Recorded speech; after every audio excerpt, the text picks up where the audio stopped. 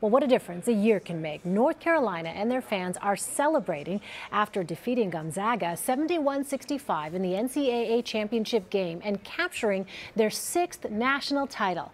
The victory is a sweet one for UNC, getting redemption after last season's heartbreaking loss to Villanova in the final seconds. CBS Sports national columnist Bill Reiter is in Los Angeles. He is also the host of Reiter Than You. Welcome, Bill. Thank you, Elaine. So what did you think of the game? You know, Elaine, I'm in the minority. I know there was some ugliness to it, and a lot of fouls were called, and it was a slow, grinding affair.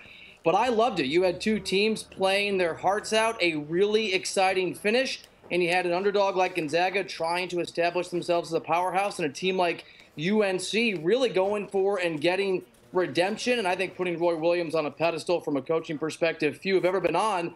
I thought it was a thrilling game, even though most of my colleagues and a lot of fans out there did not agree. Well, yeah, I mean, you know, some are criticizing the officiating. I mean, do you think that, I mean, you like the way things turned out, but some people think, well, the officials should have maybe kind of stepped back a little bit, let the players kind of duke it out.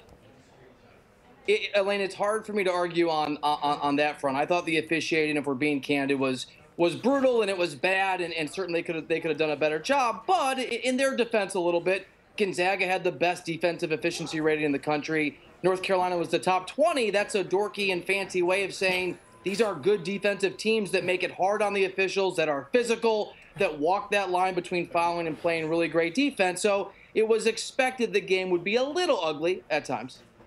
All right. So you're a fan, though. Okay. Good to know. Switching from the hardwood to the diamond. It is opening week for Major League Baseball. The defending champs from my hometown of Chicago, the Cubbies, opened their season with a loss. But are they still favorites to make it back into the World Series? You and I are on the same page here because I am a lifelong Cubs fan, and I'm not going to lie, I got pretty emotional. Yeah, I was in Cleveland for the World Series. Yeah. I don't think they're the favorites, but you know, Elaine, they're a really good team. They're young. They have the most cerebral, if not the best manager in baseball. Yeah, they are certainly one of the 3 or 4 squads that have a great chance this year. If they weren't the Cubs, right, I would say they're the favorites, but I don't want to get greedy as a Cubs fan, so I'll just say they're one of those elite teams that have a real chance. Okay, one of those elite teams, well, hope springs eternal, who realistically can give the Cubs a run for their money? Yeah, I think there's a couple teams. One, I think, from each league. The Boston Red Sox are a legitimate powerhouse, even with some questions with their ace. And I'll point to Mookie Betts. I know some people think he's going to have a bit of a drop-off year. I disagree, and people I've talked to around baseball disagree, too. He has a chance, outside of Mike Trout, to be the most dynamic player in the American League. I love the Red Sox from that side of the equation. And I'm in L.A., so maybe it's something in the water. I'm wearing blue today by sheer coincidence. But I think the Los Angeles Dodgers are the front runners. Vegas thinks so. Corey Seager could be the Chris Bryant of this year, the guy that goes from rookie year to MVP. I know their pitching has some questions, Elaine, in terms of injuries, but they've got a lot of guys they can throw at you. Clayton Kershaw is the best pitcher on earth. I think it could be the year of the Dodgers, and certainly the team that's going to give the Cubs the most trouble getting back to a World Series, let alone winning one. Oh my gosh, I'm going to be watching that very closely. Meantime, let me ask you, we learned Tuesday that quarterback Tony Romo is retiring after 14 years with the Dallas Cowboys, but he won't be stepping away from the game entirely. He's moving from the field to the booth. Are you surprised at all by his decision? A little surprised from a football perspective, but I learned long ago in this business, you never know what's in a guy's heart, especially in a violent game like football, when it's time to hang it up.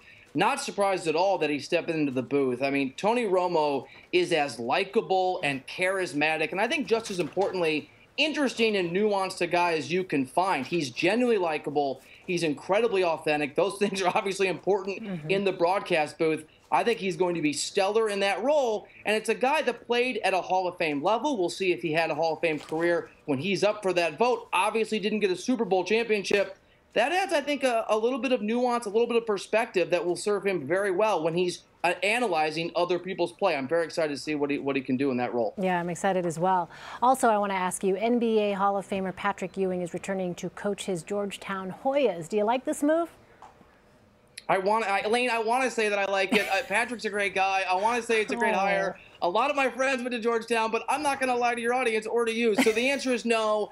I think it's probably a fairly abysmal hire. Just talking to sources around the NBA, Patrick has a great reputation, but very few people think that will translate to being a head coach. And the thing about head coaching, like being a GM at the NBA level, you have to get out there and grind and recruit and get in airplanes and be up at 5 in the morning to watch a high school kid and get back for practice. And most people I've talked to don't know, since Patrick's never done that, whether or not his Hall of Fame career translates to the college level. My guess is that it does not. I hope I am proven wrong, that I'm rooting for him in Georgetown, but I think history will show it's going to be a very unsuccessful affair, and it's never fun if it doesn't work out, having to fire one of your all-time greats. Yikes, that's quite the prediction. Bill Reiter, thank you so much. You bet.